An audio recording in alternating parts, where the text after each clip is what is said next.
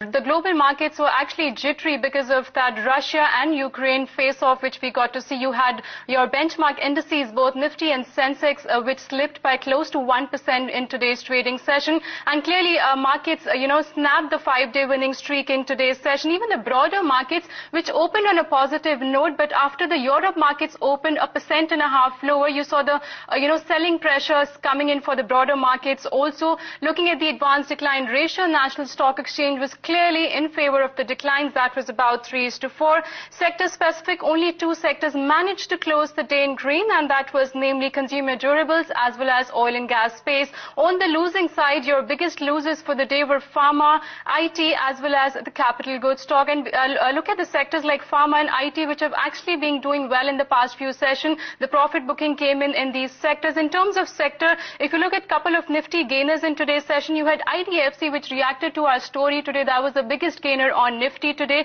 You also had stocks like Jindal Steel, NMDC, Kane India and ITC, which curtailed that downward movement in the markets. On the losing side, you had HCL Technologies, which fell sharply.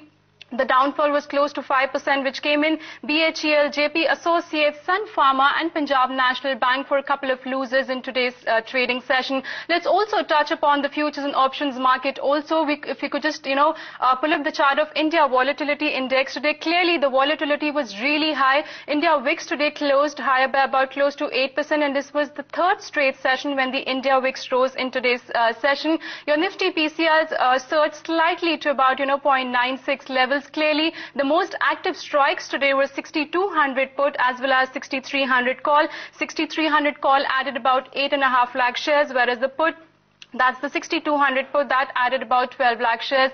In terms of stock futures, we did see, fresh long positions coming in for stocks like ITFC, Jindal Steel, as well as ITC. Short covering was seen for NMDC. Kane India was also up and about. On the future side, we got to see short covering coming in there, whereas your heavyweight IT stocks like HCL Technologies and TCS stumbled after poor GDP data came in from the US markets. From the broader markets, however, a lot of, stocks did pretty well, namely Adani Enterprises, Adani Ports. We did see short covering in Glenmark, which was up in today's trading session, whereas fresh short positions were seen for stocks like JP Power as well as JP Associate, which reacted to the deal announcement, and both these stocks fell sharply in today's trading session.